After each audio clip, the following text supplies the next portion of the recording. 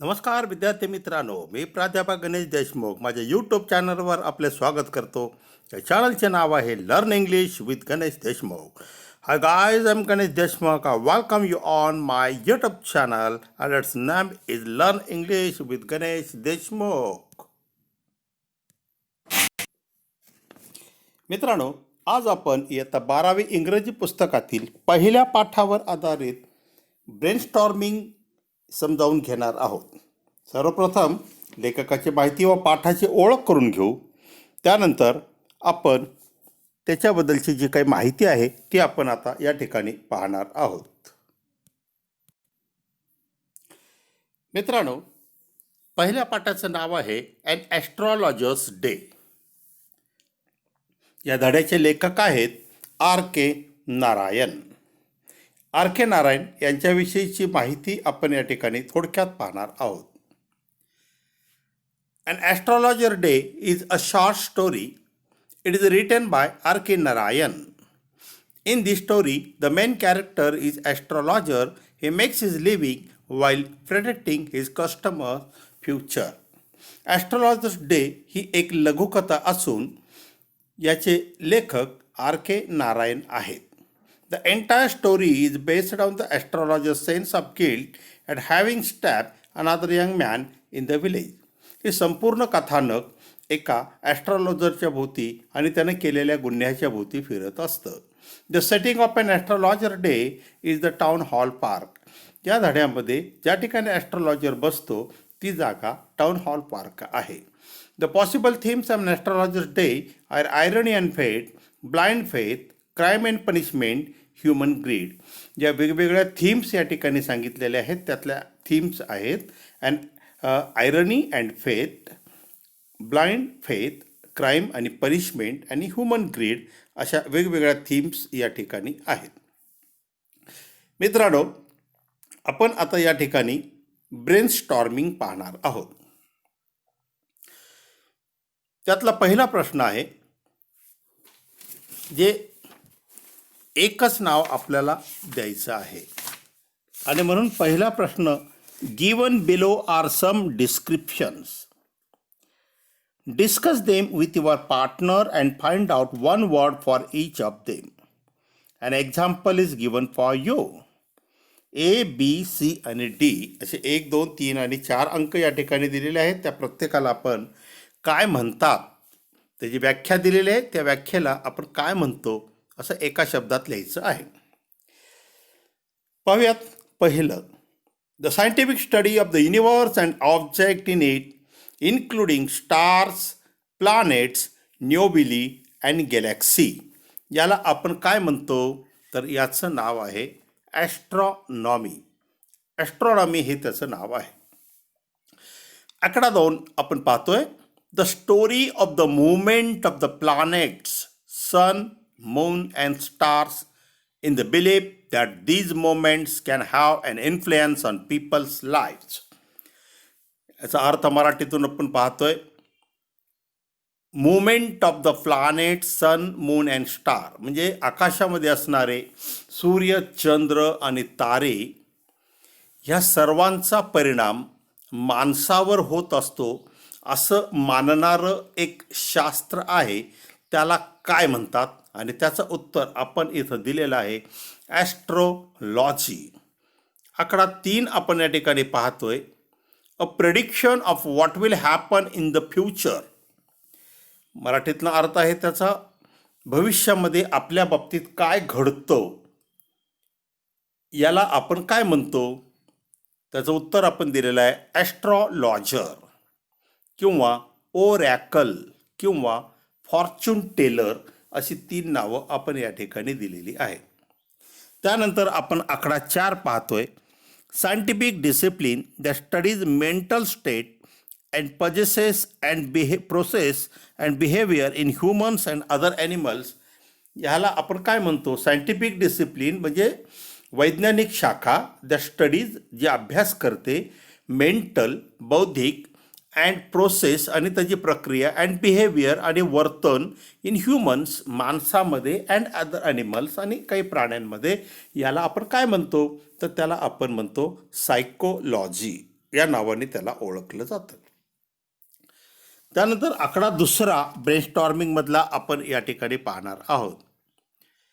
In the story, we are told that the town hall park was a remarkable place in many ways for an astrologer to build his business, discuss it in a group, and list the exceptional qualities of the place. Town hall park जी जागा आहे त्या ठिकाणी बसून हा astrologer आपला व्यवसाय करतोय. ती व्यवसायाची जागा बऱ्याच अर्थाने ह्या ॲस्ट्रॉलॉजरसाठी महत्त्वपूर्ण आहे. मग कोणकोणत्या बाबतीमध्ये ती महत्त्वपूर्ण जागा आहे त्यासाठी आपल्याला एकूण 6 कारणं त्यांनी विचारलेली आहेत. त्यातलं पहिलं त्यांनी दिलेलं आहे अ सर्चिंग क्राऊड. उरलेली आपण आता या ठिकाणी पाहणार आहोत. पहिलं उत्तर त्यांनी दिलेलं आहे सर्चिंग क्राऊड. दुसरं आपण त्या ठिकाणी देणार आहोत वेंडर्स ऑफ चीप क्लोथ. त्या ठिकाणी स्वस्त कापडांची विक्री करणारा एक विक्रेता आहे.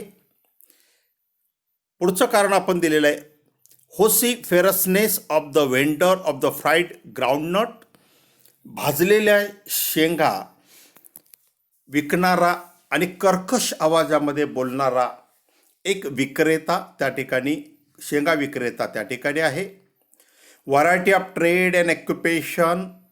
वेगवेगळ्या प्रकारचे व्यावसायिक त्या ठिकाणी आपला व्यवसाय करत आहेत. नॅरो रोड, ज्या ठिकाणी तो बसतो ती जागा अतिशय अरुंद रस्त्यावर आहे. नो म्युनिसिपल लाइटिंग, ज्या ठिकाणी तो आहे व्यवसाय करतो त्या ठिकाणी महानगरपालिकेनं दिवाबत्तीची सोय केलेली नाही आहे. The place was lit up by the shop light. आणि आणखीन एक महत्त्वाचं वैशिष्ट्य त्या जागेचं आहे की त्या जागेवर महानगरपालिकेनं दिवाबत्ती केलेलं नसल्यामुळं सर्व व्यापारी आपापल्या दुकानातले दिवे, म्हणजेच कुणी दिवा लावत आहे, कुणी ज्योत लावत आहे, कुणी गॅसबत्ती लावत आहे, अशा प्रकारे ते आपला व्यवसाय करत आहेत. त्यानंतर आकडा 3 आपण त्यातला पाहतोय. The astrologer never opened his mouth till the other had spoken to at least 10 minutes, discuss the reason behind his act.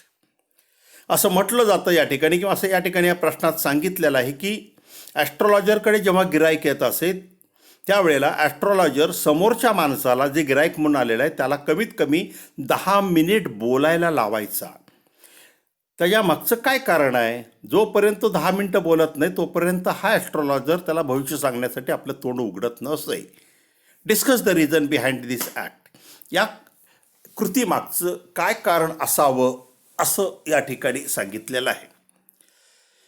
त्याचं उत्तर आपण देतोय listening of others provide him enough information to give dozens of answers and ॲडवाइसेस.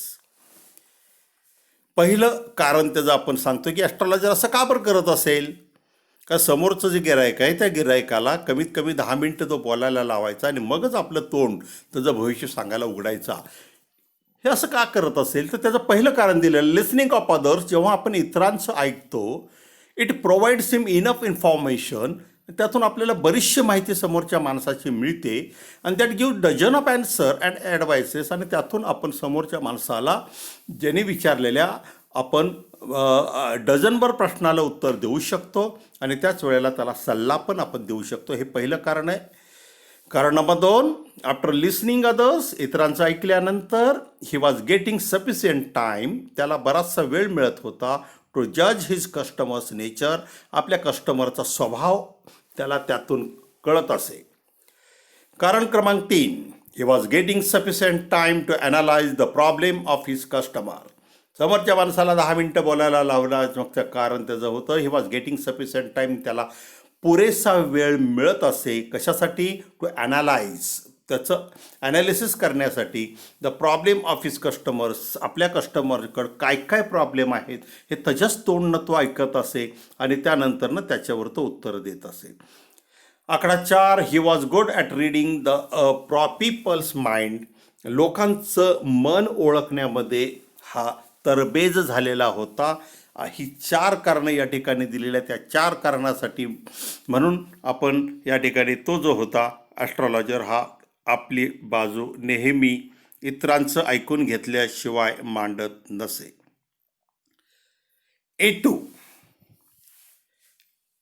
The tactics used by the astrologer to earn his wages are. Astrologer दररोज आपला व्यवसाय करत होता. त्या व्यवसायामध्ये चांगल्या प्रकारे पैसा मिळवण्यासाठी कोणकोणत्या टॅक्टिक्सचा वापर करत असे. कारण शेवटी तो ॲस्ट्रॉलॉजर आहे, तो भविष्यवाला आहे आणि काही टॅक्टिक्सचा तो वापर करत असे. त्यामुळे की त्यानं सांगितलेलं भविष्य लोकांना पटत असे आणि त्यातून ते लोक त्याला पैसे देत असत. म्हणजे कोणकोणत्या टॅक्टिक्सचा वापर तो करत असे. आपण पाहतोय 3 टॅक्टिक्स या ठिकाणी दिलेले आहेत. त्यातली पहिली टॅक्टिक्स आपण पाहतोय ॲनालाइज ऑफ ह्युमन ट्रबल्स. ह्या ॲस्ट्रॉलॉजरला माणसाच्या ज्या अडचणी असतात त्याचं ॲनालिसिस त्याच्याकडे होतं. आकडा 2, he never opens his mouth till the other had spoken at least for 10 minute. दुसरी टॅक्टिक्स त्याची अशी होती की समोरचा माणूस 10 मिनिटं बोलल्याशिवाय आपलं तोंड हा उघडत नसे. तिसरी tactics by flattering them of supporting their own views. तिसरी टॅक्टिक्स त्याच्याकडे अशी होती की समोरच्या माणसाला तो फुगवत असे, त्याला भविष्य सांगून त्याला मोठं हे करत असे आणि मग त्याला फुगवून एकदा फुगवल्यानंतर ह्यानं काहीही सांगितलेलं तो ऐकत असे. चौथी टॅक्टिक्स आहे he was using his shrewdness. चौथ्या टॅक्टिक्समध्ये तो आपला धूर्तपणा, श्रूडनेस म्हणजे धूर्तपणा या ठिकाणी वापरून समोरच्या माणसाला वेड्यात काढण्याचं काम करत असे. दुसरा आकडा, an astrologer's appearance helps to create an impression on his clients. ॲस्ट्रॉलॉजरनं जे आपलं रूप बनवलेलं होतं, आपला पेहराव जो केलेला होता त्याचं समोरच्या त्याच्या क्लायंटवर म्हणजे भविष्य पाहायला येणाऱ्या माणसांवर इम्प्रेशन पडत असे. तर त्याचा पेहराव कसा होता. Complete the following. Answer, the turban on his head. त्यानं आपल्या डोक्यावर एक पागोटा म्हणजे फेटा बांधलेला आहे. Sacred ash and vermilion on his forehead. त्यानं आपल्या कपाळावर राख म्हणजेच भस्म आणि त्याच्यावर एंगोळ म्हणजेच लालसर रंगाचा पट्टा त्या ठिकाणी लावलेला आहे. लालसर रंगाचा म्हणजे एंगोळ म्हणजे भगव्या रंगाचं एक प्रकारचा कलर असतो, तोही त्यानं आपल्या कपाळावर लावलेला आहे. C, eye spark with sharp abnormal gleam. त्याचे डोळे चमकतात. D, dark whiskers streamed down his cheeks. त्याच्या जाड मिशा ह्या खालीपर्यंत अशा आलेल्या आहेत. गालावर त्या लोळणाऱ्या मिशा ह्या सगळ्यामधून त्याचं एक वेगळंच रूप दिसतं आणि ते वेगळं रूप ग्राहकांवर त्या रूपाचं एक इम्प्रेशन पडत असे. पुढचा प्रश्न आहे, तिसरा आकडा. Read the following sentences and choose the correct one. खालील वाक्य जे दिलेले आहेत ते वाचा, त्यातलं योग्य उत्तर शोधा. A, the astrologer says that if Nayak doesn't leave his village again he could. ॲस्ट्रॉलॉजरच्या समोर गुरु नायक नावाचा माणूस भविष्य पाहायला त्या ठिकाणी आलेला आहे. हे आपण धडा शिकत असताना पाहिलं. मग त्या गुरु नायकला तो एक सल्ला देतो. कोणता सल्ला त्या ठिकाणी दिलेला आहे तो त्याला सांगत आहे, if Nayak does not leave his village again. तर त्याला सांगितलं की गाव तो आता ह्याच्या पुढं गाव सोडू नको. जर त्यानं गाव सोडलं तर काय होईल. 4 पर्याय दिलेले आहेत. त्यातला पहिला पर्याय रिटर्न द मनी. पर्याय नंबर 2 फेस डेंजर. पर्याय number 3 go back home and stop looking for the man. पर्याय number 4 not find the killer. यातला पर्याय आपण उत्तर बरोबर म्हणून फेस डेंजर हे निवडत आहे. त्यानं सांगितलं की तू गाव ह्याच्या पुढे त्या माणसाला शोधण्यासाठी सोडू नको. जर तू शोधायला आलास तर तुला खूप मोठा धोका होईल, तू धोक्याला तोंड द्यावं लागेल असं त्याने उत्तर दिलं. म्हणून फेस डेंजर हा ऑप्शन आपल्याला बरोबर या ठिकाणी आपण लिहिलेला आहे. B, according to the narrator the astrologers success in his profession is primary due to. लेखकाच्या मते भविष्यवाल्याचं यश हे कशात आहे. भविष्यवाल्याला भविष्य सांगितल्यानंतर समोरच्या लोकांना ते पटतो आणि लोक त्याकडे भविष्य पाहायला येतात. हे त्याच्या यशामागं नेमकं काय कारण आहे. 4 पर्याय, लक, त्याचं नशीब, द बार्गेन, तो कितीही पैशाला किती देईल तेवढ्याला तो भविष्य सांगत असे. तिसरं हिज ॲपिरन्स, त्याचा पेहराव रूप त्याचं जे घेतलेलं होतं त्याला बघून लोक फसत असत. Number 4 his understanding of people, तो लोकाला समजून घेऊन मग लोकांना उत्तर देत असे. ह्यातला पर्याय बरोबर आहे. चौथा, his understanding of people. C, the story suggest that the astrologer's comments and observation please people by. या कथेमध्ये आपल्याला असं दिसून येतं की ॲस्ट्रॉलॉजरने सांगितलेली कुठलीही गोष्ट त्याच्या ग्राहकाला आवडत असे. 4 पर्याय या ठिकाणी पुन्हा दिलेले, त्यातला कोणता पर्याय बरोबर येतो आपण पाहूयात. आकडा 1, promising them success and good fortune. तो आपल्या गिरायकाला यशाबद्दल खात्री देत असे. आकडा 2, proving as time passes to have been true. जसा काळ निघून जाईल तसं ते योग्य होत असे, खरं ठरत असे. Flattering them or supporting their own views. त्या समोरच्या माणसाला तो फुगवत असे आणि आपली मतं त्यावर लादत असे. Helping them to learn to solve their own problems. चौथा ऑप्शन त्या ठिकाणी दिलेला आहे की helping them to learn and to solve their own problems. असे 4 पर्याय आपल्याला या ठिकाणी त्यांनी दिलेले आहेत. त्यानंतर आपण या ठिकाणी जातोय. पुढचा आकडा आहे आपण D. Guru Nayak consult the astrologer because he wants to. Guru Nayak ही व्यक्ती ॲस्ट्रॉलॉजरकडे का येते? 4 पर्याय.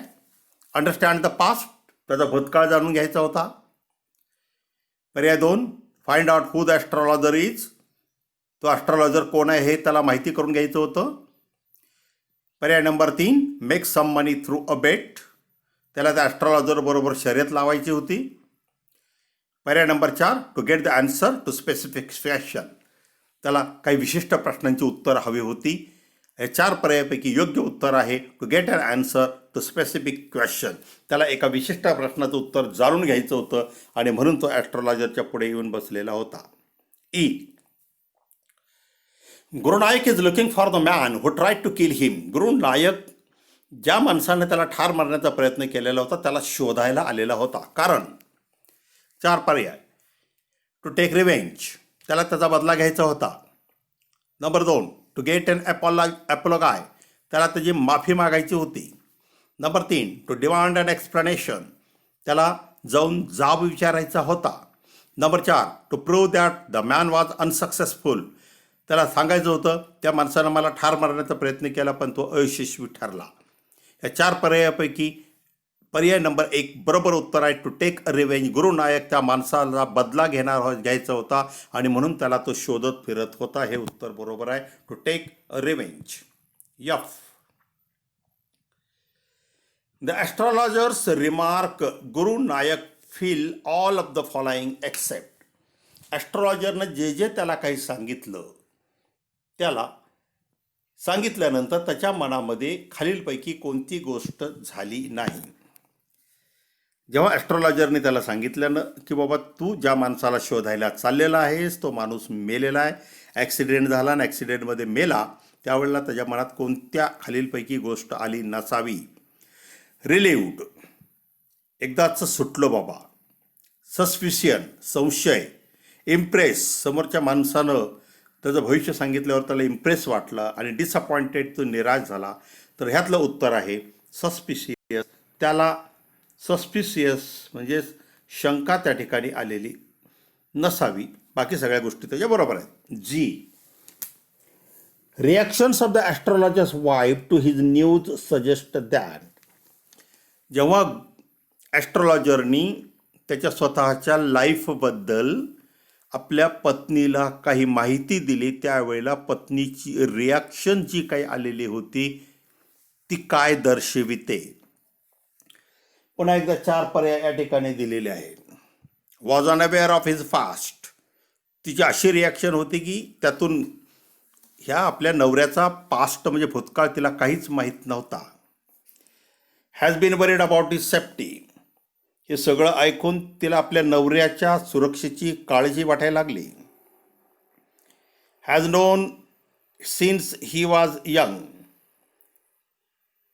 त्याला ती लहानपणापासून ओळखत होती.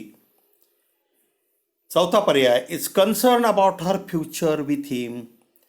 त्या माणसानं एवढं सगळं सांगितल्यानंतर आता तिला तिच्या भविष्याबद्दल चिंता वाटायला लागलेली होती. आणि यातलं करेक्ट उत्तर आहे she was unaware of his past. त्यानं जे रिॲक्शन दिलेली होती त्यामागचं कारण होतं की त्या पत्नीला आपल्या नवऱ्याच्या भूतकाळाबद्दल काहीही माहीत नव्हतं.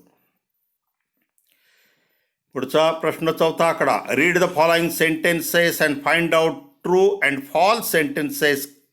Correct the false sentences. खालील वाक्य वाचा, त्यातून सत्य आणि असत्य वाक्य शोधा. जर वाक्य असत्य असेल तर त्याला करेक्ट करून लिहा. आकडा 1. The astrologer gave a correct prediction to the client about his past, what he was stabbed, thrown into a well and left for dead. ॲस्ट्रॉलॉजरनी गुरुनायकला भविष्य अगदी तंतोतंत सांगितलेलं होतं की त्याचा खून झालेला होता, त्याला एका विहिरीमध्ये ढकलून देण्यात आलेलं होतं. Answer true.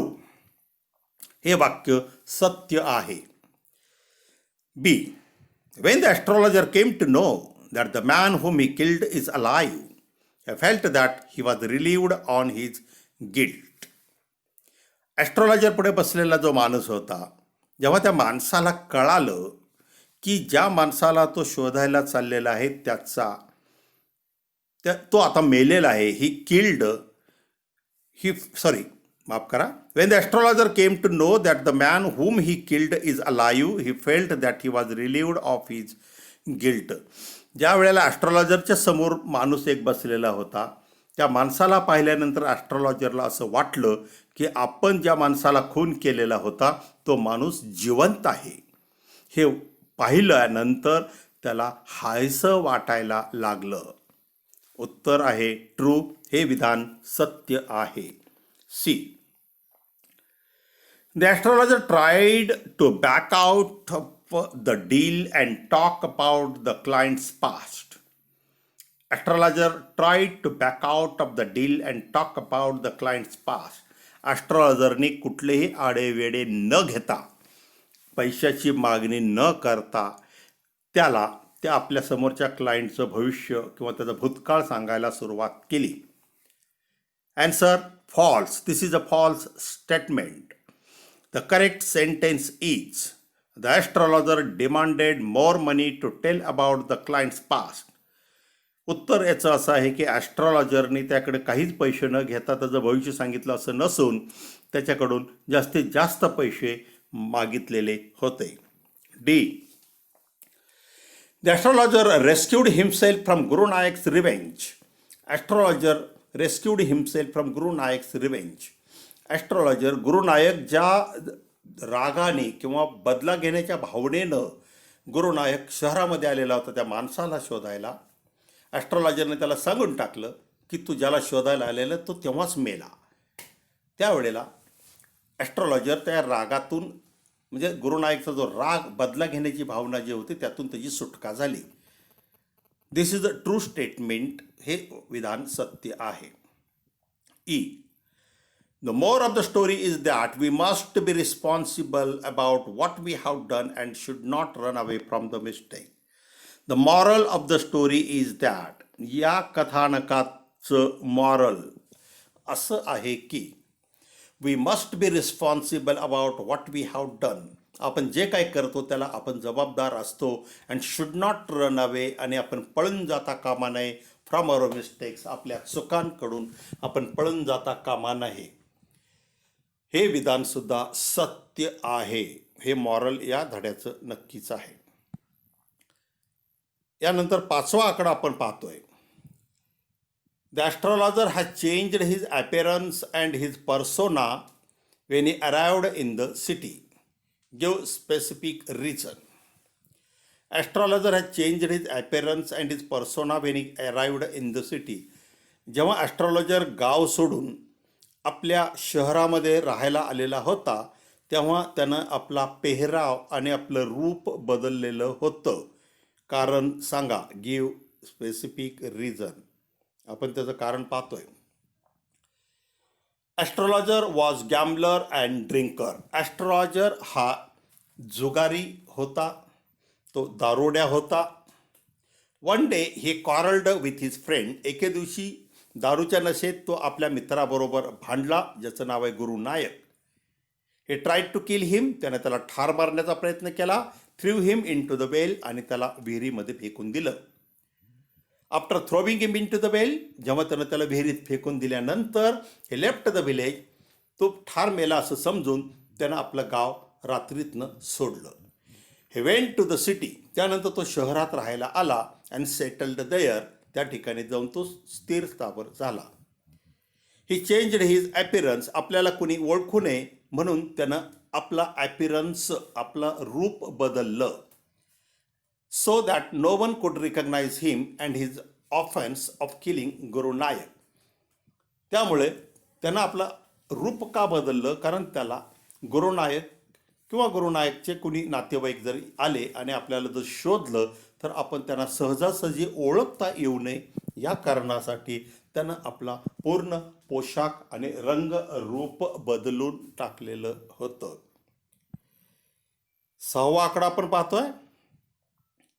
The darkness load that was inside the astrologer has disappeared. या पुस्तकामध्ये एक वाक्य आहे, पाठामध्ये, धड्यामध्ये एक वाक्य आहे. Darkness load that was inside the astrologer has disappeared. ॲस्ट्रॉलॉजरच्या मनामध्ये एक खूप मोठा अंधार होता. तो अंधार आज नाहीसा झाला. थ्रू दिस सेंटेन्स, या वाक्यातून explain the significance of the title and astrologers day. या वाक्यातून धड्याचा जो शीर्षक आहे ॲस्ट्रॉलॉजर्स डे, याचं काय महत्त्व आहे ते स्पष्ट करा. आपण उत्तर पाहतोय. Astrologer thought that he had murdered गुरु नायक. ॲस्ट्रॉलॉजरनं असा विचार केलेला होता की आपण गुरु नायकचा मर्डर म्हणजे खून केलेला होता. देअरफॉर, त्यामुळे ही वॉज थिंकिंग दॅट, तो असा विचार करत होता की देअर इज अ स्टेन of blood on his character. त्याला असं वाटायचं की आपल्यावर खुनाचा डाग आहे. बट वन डे, परंतु एके दिवशी, ही सॉ गुरु नायक. एके दिवशी त्यानं गुरु नायकला पाहिलं. आफ्टर सीईंग गुरु नायक अलाइव्ह, जेव्हा त्यानं गुरु नायकला जिवंतपणे पाहिलं, the burden that he was carrying with him from many years relieved. जे ओझं, त्याच्या खुनाचं ओझं त्याच्यावर गेल्या कित्येक वर्षापासून तो आपल्याबरोबर वाहत होता, त्यातून त्याची सुटका झाली. The day on which he was relieved from the load. ज्या दिवशी त्याच्या त्या ओझ्यातून, त्या खुनाच्या ओझ्यातून त्याला सुटका झाल्यासारखं वाटलं, was a special day for him. त्याच्यासाठी तो एक स्वतंत्र, एक अतिशय महत्त्वाचा दिवस होता. So that is the significance of the title. आणि म्हणूनच त्या धड्याचं असणारं जो शीर्षक आहे ॲस्ट्रॉलॉजर्स डे, हे अगदी समर्पक आहे, कारण तो दिवस ॲस्ट्रॉलॉजरचाच होता. आणि म्हणूनच त्या दिवशी त्यानं गेल्या कित्येक वर्षापासून एका माणसाच्या खुनाचं ओझं आपल्यावर जे वाहून घेऊन जात होता, त्यातून त्याची सुटका झालेली होती. अशा रीतीने तो टायटल हा समर्पक आहे. पुढचा प्रश्न आपल्याला या ठिकाणी दिलेला आहे. 7व्या प्रश्नाकडे आपण जातोय. The astrologer wins gets the sympathy of criticism of the reader in the end. Express your opinion with the support of the main story. प्रश्न असा आहे, astrologer wins the sympathy of criticism of the reader in the end. वाचकांची सहानुभूतीबद्दल हा प्रश्न आहे. Express your opinion with the support of the main story. मुख्य जी काही स्टोरी आहे, कथानक आहे, त्याची मदत घेऊन तुम्ही तुमचं मत व्यक्त करा. Answer. Astrologer wins sympathy of the reader in the end. जेव्हा हा धडा संपतो त्यावेळेला ॲस्ट्रॉलॉजरच्या बद्दल वाचकांच्या मनामध्ये सहानुभूती निर्माण होते. बिकॉज ही हॅड अ स्टेन of murder of Guru Nayak on हिम. कारण वाचकांना तेव्हा कळतं की याच्या अंगावर गुरुनायकच्या खुनाचा डाग आहे. But when he saw that Guru is alive, जेव्हा त्याला कळतं किंवा जेव्हा त्यांनी पाहिलं गुरु जिवंत आहे, ही फेल्ट रिलीव्ह. त्याला बरं वाटायला लागतं आणि जेव्हा तो बरं वाटायला लागतो आणि ज्यावेळेला आपल्या घरी जाऊन आपल्या पत्नीला तो सगळी माहिती सांगतो त्यावेळेला लोकांनाही बरं वाटायला लागतं की हा खरा ॲस्ट्रॉलॉजर कोण आहे, त्याची माहिती आपल्याला त्या ठिकाणी कळते आणि तो सिंपती विन करतो. दस हे one a sympathy of reader, अशा प्रकारे वाचकांची सहानुभूती तो मिळवतो. पुढचा प्रश्न आहे 9वा प्रश्न. If we have to eradicate the superstition and other ill practices from our society, what steps would you like to suggest? जर तुम्हाला तुमच्या समाजात असणाऱ्या वाईट प्रवृत्ती किंवा वाईट प्रथा आणि अंधश्रद्धा याचं निर्मूलन करायचं असेल तर तुम्ही कोणकोणत्या गोष्टी सुचवाल? उत्तर. I would like to suggest the following steps to eradicate the superstitions and other ill practices. समाजातून अंधश्रद्धा आणि वाईट प्रथांचं उच्चाटन करण्यासाठी खालील गोष्टी कराव्यात. आकडा 1. Develop scientific approach towards life. प्रत्येकाने आपल्या स्वतःकडे पाहण्याचा दृष्टिकोन हा वैज्ञानिक असावा, वैज्ञानिक रीतीने आपल्याकडे पाहावे. Number 2. Believe yourself rather than karma. नेहमी स्वतःवर विश्वास ठेवायला शिका. कर्म हे नंतर न येतं, कर्मापेक्षा स्वतःवर विश्वास ठेवा. नंबर 3. Keep away superstitions. नेहमी अंधश्रद्धा दूर ठेवा. आकडा 4. Blind beliefs are like speed breakers in the way of progress. नेहमी लक्षात ठेवा की ब्लाइंड बिलीफ्स म्हणजे अंधश्रद्धा ह्या माणसाच्या प्रगतीमध्ये स्पीड ब्रेकरसारख्या असतात. ह्या 4 गोष्टी आपण या ठिकाणी सुचवलेल्या आहेत. त्यानंतर पुढचा प्रश्न आहे A3. In the story, the following characters reveal their qualities through words and actions. Speak out the words that describe them from the box and write in the column. A3 नावाचा हा जो प्रश्न आहे तो A3 नावाचा प्रश्न आपल्याला पुस्तकामध्ये पान क्रमांक 10 वर दिलेला आहे. इथं मी उत्तर तुम्हाला दिलेलं आहे. प्रश्न तुम्हाला पुस्तकामध्ये पान क्रमांक 10 वर दिसेल. त्या ठिकाणी एक कॉलम दिलेला आहे. त्या कॉलममध्ये काही शब्द आहेत आणि दुसऱ्या कॉलममध्ये त्यांनी त्याचे 3 भाग केलेले आहेत. ॲस्ट्रॉलॉजर, गुरुनायक आणि ॲस्ट्रॉलॉजर्स वाईफ. वर काही क्वालिटीज दिलेल्या आहेत. त्या क्वालिटीज किंवा ते गुण कोणाला लागू पडतात असं सांगितलेलं आहे. त्याचं उत्तर मी इथं दिलेलं आहे. ॲस्ट्रॉलॉजरला त्या कॉलममधले कोणकोणते गुण लागू पडतात त्याची यादी या ठिकाणी मी दिलेली आहे. ॲस्ट्रॉलॉजरला कोणकोणते लागू पडतात पहा. पहिला स्मार्ट, श्रूड. श्रूड म्हणजे धूर्त, स्मार्ट म्हणजे हुशार, रॅशनल म्हणजे विवेकी, क्लेवर म्हणजे हुशार, कनिंग धूर्त, सस्पिशियस म्हणजे दुसऱ्याबद्दल संशय घेणारा, मिस्टिकल रहस्यमय, शार्प तीक्ष्ण, ह्युमॅनिस्टिक आणि सगळ्यात महत्त्वाचं म्हणजे मानवतावादी दृष्टिकोन ठेवणारा आणि इंट्युटिव्ह हा एक शेवटचा गुण आहे, अंतरप्रेरणा. गुरुनायक याच्याकडे कुठले गुण आहेत? मॅनिप्युलेटिव्ह, हा ॲरोगंट आहे, उद्धट आहे, ओव्हर कॉन्फिडंट आहे, अति आत्मविश्वास आहे, ॲग्रेसिव्ह भांडखोर आहे, अँटॅगोनिस्ट आहे. या कथानकामध्ये त्याला अँटॅगोनिस्टची भूमिका मिळालेली आहे आणि कॉरलसम भांडखोर हे गुण त्याच्याकडे आहेत. ॲस्ट्रॉलॉजरच्या वाईफकडे कोणकोणते आहेत? केअरिंग काळजी करते, वरीड चिंतित आहे, प्रोटेक्टिव्ह रक्षण करण्याची तयारी आहे, डिमांडिंग ती नेहमी आपल्या नवऱ्याला हे द्या ते द्या असं प्रकारे काही ना काही मागत असते, रॅशनल आणि ह्युमॅनिस्टिक आहे, मानवतावादी आहे. असे गुण आपण या ठिकाणी दिलेले आहेत. त्यानंतर तिसऱ्यामधला दुसरा आकडा जो आहे त्यामध्ये प्रश्न दिलेला आहे match the suffixes with words and make nouns. या ठिकाणी एक कॉलम दिलेला आहे पुस्तकात पान क्रमांक 10 वर. त्यामध्ये त्या कॉलममध्ये म्हणजे एकूण एक चौकट आहे, त्या चौकटीत 3 कॉलम आहेत. त्यातला पहिला कॉलम वर्डचा आहे, दुसऱ्यात सफिक्स आहे आणि तिसरा ते वर्ड आणि सफिक्स मिळून आपल्याला नाउन तयार करायचं आहे. आता या ठिकाणी मी डायरेक्ट तर सफिक्स वापरून डायरेक्ट उत्तर मी या ठिकाणी दिलेलं आहे. तुम्हाला प्रश्नासाठी पुन्हा पान क्रमांक 10 पुस्तकामध्ये पाहावं लागेल. नाउन तयार करायचे आहेत आपल्याला. पहिला शब्द आहे ऑक्शन. त्या ऑक्शनचं सफिक्स आपण वापरलेलं आहे, ER लावलं आणि त्याचं ऑक्शनियर हे आपण नाउन तयार केलं. नो याला आपण नॉलेज हे आपण त्याचं नाउन तयार केलं. Proceed, procedure, remark, remarkable, enchant, enchantment, prepare, preparation, appear, appearance, अशा प्रकारे आपण याचे नाउन फॉर्म तयार केलेले आहेत. आता त्यानंतरनं आपण पुढच्या प्रश्नाकडे जाणार आहोत. त्यामध्ये दिलेला आहे तिसरा आकडा आहे. प्रश्न तो असा आहे, तो आपण मी वाचतोय, तुमच्या पुढे स्क्रीनवर आहे. Astrologer's day has ironic elements. Astrologer day नावाच्या या धड्यामध्ये काही आयरॉनिक एलिमेंट्स आहेत. Where the astrologer pretends to have supernatural knowledge.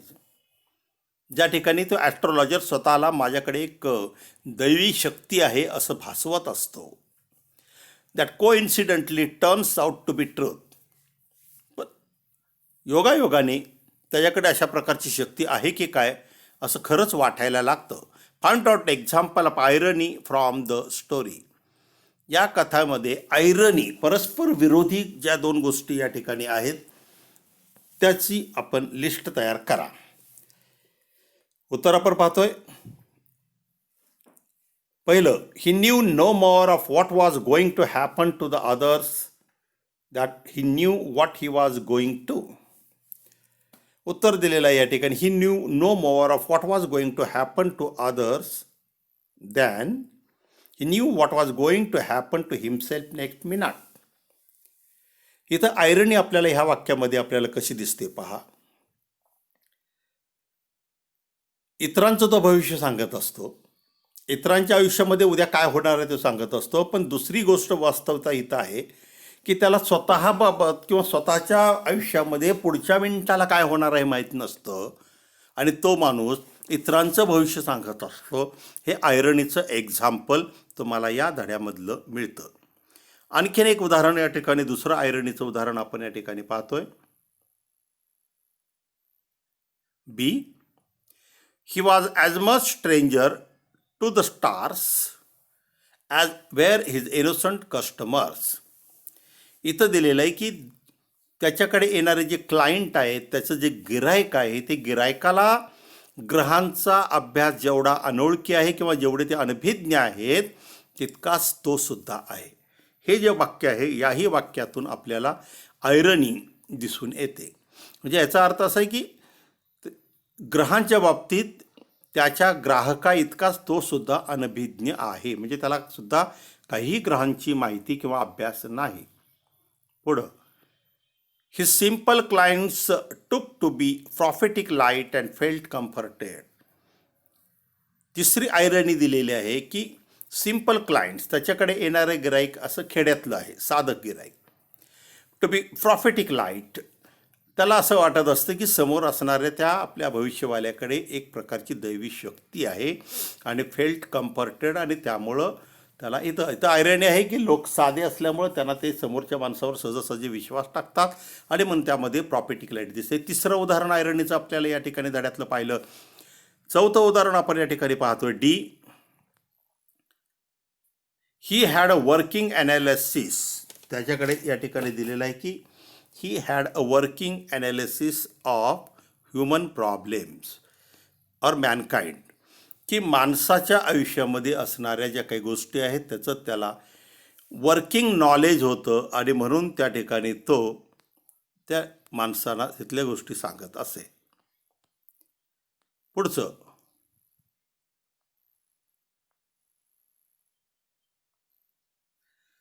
पुढचा आकडा आहे चौथा. In the story many Indian words are used.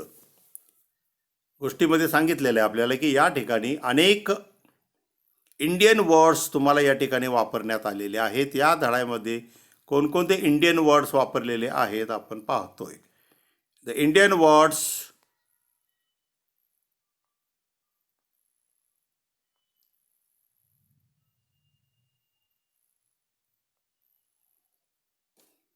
Indian words used in this one are cowrie shells.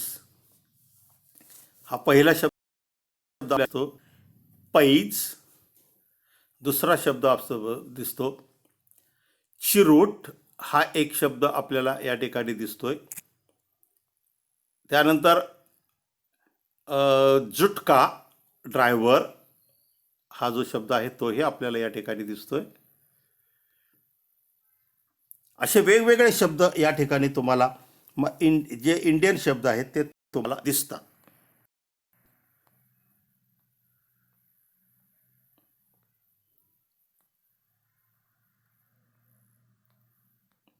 आणि आता आपण या ठिकाणी पाहणार आहोत. In the story so many Indian words are used, list them. Answer आहे कॉरी शेल्स, हा मराठी शब्द आहे किंवा आपला हे भारतीय भाषेतला शब्द आहे. कावरी म्हणजे कवड्या. एट आणा कवरी असं म्हणतो, म्हणजेच कवडी. एट आणा हा आपला शब्द जो आहे तो भारतीय आहे. 3 पै हा शब्द भारतीय आहे. चिरोट हा शब्द भारतीय आहे. जुटका हा शब्दसुद्धा भारतीय आहे. पायल म्हणजे बाज किंवा कॉट आपण बाहेर टाकतो त्याला पायल म्हणतो. आणि राजा डेलिकसी मधला राजा हा शब्द सुद्धा आपल्याला या ठिकाणी जो दिसतो तो आपला इंडियन आहे. या ॲस्ट्रॉलॉजरची थीम आपल्याला या ठिकाणी माहिती करून घ्यायची. आपण यातली थीम आहे आयरनी अँड फेट. आयरनी आणि फेट ही थीम आपण या ठिकाणी पाहिलेली आहे. Ironical fact is that astrologer was a gambler and murderer. Astrologer हा खुनी होता, दारोड्या होता, जुगारी होता. He doesn't know his own future. त्याला स्वतःचं भविष्य कळत नव्हतं. But he was telling the future of others. पण तो इतरांचं भविष्य सांगत होता.